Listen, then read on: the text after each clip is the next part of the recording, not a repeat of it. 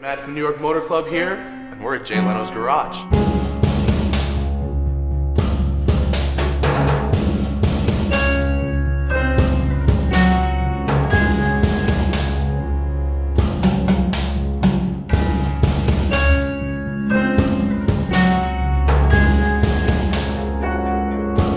The one thing nobody knows is steam. That's sort of the interesting one. Nobody really understands how steam cars work, or even a Model T. Most people can't drive a Model T.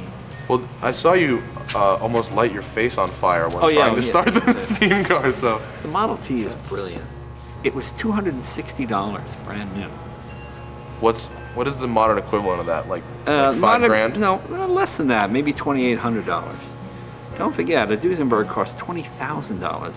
Yeah. The Model T, it's almost bulletproof. It was made out of, the reason you don't see a lot of Chevys and other cars from the 20s is they didn't have the quality of steel that Ford had. Ford used vanadium steel, which was the best steel available. So they didn't rust out, although they didn't rust out the way other cars did.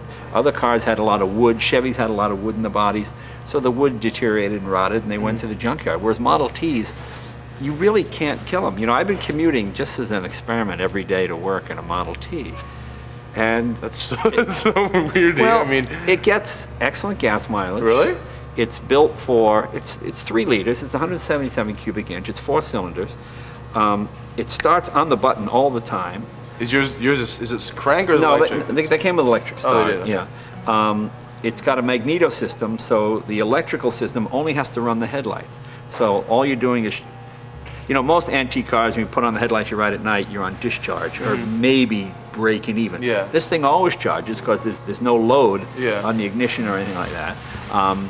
2-speed planetary transmission. It's got what they call a Ruxtol axle in it, so you can to make it a 4-speed. But it goes over any type of terrain. You know, our roads are so crummy here in Los Angeles. You know, I see other guys off the side of the road with a busted rim. Yeah. My Model T goes in that thing, comes in it. I mean, it's hilarious. I mean, it gets good mileage. How fast does it go? Not fast, 45 miles an hour is about top speed. But you know, nobody's gone more than 45 in LA when you think about it. And it's a car that was built once, and your carbon footprint is pretty much zero because gas doesn't have any lead in it anymore. So although it's not as pollution free as a modern car. Yeah. If you bought that car in 1925 and you're still driving it, you're probably less of a carbon footprint than somebody who's changing cars all the time. Yeah. But the thing is, there's still 1 million of them on the road, and every single part is available. When something breaks in that car, I call the guy, and I have it the next day. And you awesome. it always runs. It's bulletproof. It was meant to run on ethanol originally. That was supposed to be, the idea was that Henry Ford would sell it to a farmer. He would grow his own corn, make ethanol, and be self-sufficient. But by that time, gas was $0.05 a gallon, so it was so cheap, why bother? But, I mean, it's a brilliant concept, and they sold 16 million of them. So many. Oh yeah, they turned them out every hour. Is it still they made more Beetles over They did time. make more Beetles. Volkswagen eventually passed them. That's another brilliant car. How long have you been commuting in the Model T? I've just been doing it just to see what it's like. And it's very pleasurable to drive. You hit the button, it starts. I mean, they're dead-ass reliable. There's no water pumps. Yeah. There's no oil pumps. Was it air-cooled? No, it's thermosiphon. What that means is... What that is? Thermosiphon, what that means is you fill your radiator up with water, and it fills your block up with water. And as the car heats up, the hot water pushes the water through the system. Oh, cool. Like it starts to boil, it pushes the water above it through the radiator, which it cools, and then comes down. It's like totally self-sufficient. Yeah. Now, when the Model T first came out, it had a water pump, but Henry Ford thought just more complexity. Just try to make it simpler and simpler. There's no gauges on the dash, no speedo, no tach, no nothing, just an ammeter. Is it easy to drive? I would say very easy to drive, and with the 3 pedals, it's really simple to work, and it's just a lot of fun to drive. People smile.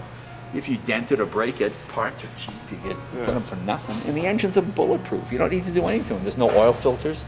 There's no water pumps. None of that stuff. No distributor. There's no oil filters. No. Everyone's just drain it and that's it. Just drain it. It's just splash oil. It'll run with, and you can fill it with half dirt and oil. It'll still run. I mean, that's what it was meant to do. Yeah. I mean, it's a brilliant design. It's a bulletproof car. That's crazy. Yeah, it's pretty neat. It's pretty neat. Good starter car if somebody wants to. You can still buy them for $5,000, $10,000, and they're fun. Once again, you are wrong. How am I wrong, Lloyd? You are trying to ruin the moral fiber of America. This is getting ridiculous. If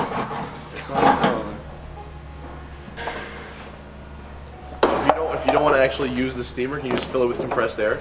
Well, compressed air will work, but you can't go anywhere with it. I just want to show you on this motor how much power you have with an O2 locomobile.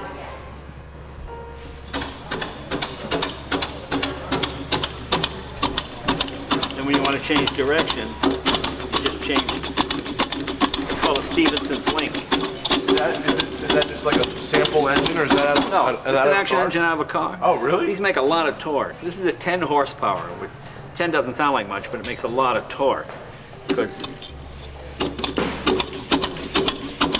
this is 125 pounds of air pressure. This is supposed to run on 600 pounds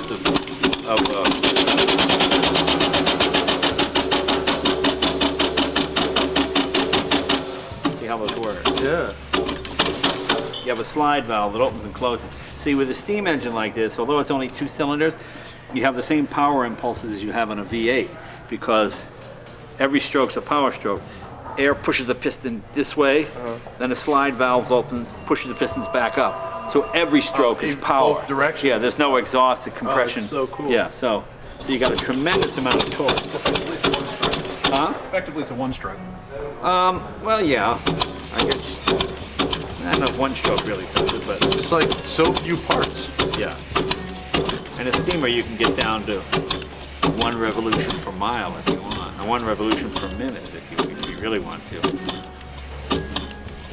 That's so cool. And you said the acceleration on that's like really good, actually. Oh right? yeah, you can spin the wheel inside the tire. Oh, really? Steam is really powerful. Don't forget they use steam launches and for when you need to take off in a aircraft carrier. Oh, do steam they? propelled. The hydraulic, yeah, the Boom! That's catapults. steam. Yeah, that's steam. And they shoot it. Yeah. Yeah. Not much stuff more powerful than water. I mean, think about it. Yeah. I mean, if you put water in a steel block and heat it up, and weld it up, and then put a candle under it, you'll crack the steel, because nothing more powerful than steam is powerful. I mean, our nuclear subs are still steam. Oh, yeah. Boy. Yeah, Just heat it up. Yeah, but yeah, it's pretty neat. It's kind of cool. The engine's what, 19? That's an O2. O2? Yeah. Now, Jay said this thing goes 100 miles an hour, and I cannot think of a single scarier prospect than going 100 miles an hour in a car with a wood frame, spoke wheels, and literally being on fire, a boiler that is just burning. He said that that steam engine makes so much power that you could actually spin the rim in the rubber. What's amazing is that you can't. The seal between the rim and the rubber is so bad that this tire is like this big, and you can't do a burnout. You'll spin the wheel in the rubber before you light up the actual tires. Can you believe this tire has too much grip for something? It's like a bike tire. Is this a race car? Yeah, it's a Vanderbilt Cup car.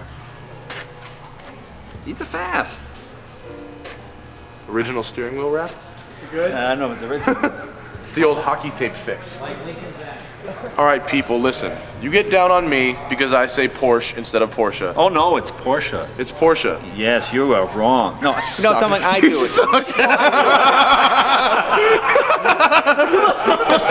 No, I always say Porsche, and people get all bent out of shit. It's just the American version of the name. Yeah, it's like I don't say Jaguar. I go Jaguar. Jaguar. I mean, so to me, but Do you say Le Mans or Le Mans? What do you? I say Le Mans. I say Le Mans. I say, I do them both. I had a Pontiac Le Mans, but I'm going to Le Mans. So I don't. So I don't know. If it's Pontiac, that's Le Mans, I guess. I know. It just gets, like the Bruff Superior, and people see it, they go Bro Superior. Well, it's not Bro. It's pronounced Bruff. But it's just, you know what it is? There are a lot of us who read all these magazines, and we've never heard these names said. We've just read them. Yeah. So there are a lot of cars and motorcycles that I hear people make. Oh, that's how you say that name. Murcielago is commonly. Murcielago is another one. Yeah, Yeah. Murcielago. Like Mercury came out with a car there was a huge bomb called the Mercury. Oh yeah, the Mercury. Well, how do you know how to pronounce that? No, you don't want to get into a deal and go, yeah, I want to look at the Mercury. And then the salesman goes, nah, he's got the check jacket with it. Nah, it's Mercury, you idiot. And then you look like a moron. You know? So to me, it's any car you can't pronounce. Good luck with your Porsche. Good luck with my Porsche. See, people, Jay says it too. Get over it. On the next Garage 419. You know, people that only like Ferraris or just like high-end cars, you don't really like cars. I mean, to me, it's like driving a slow car fast is more fun than driving a fast car really fast, because, hey, you're not killing yourself. New episodes of Garage 419 Tuesday and Thursday.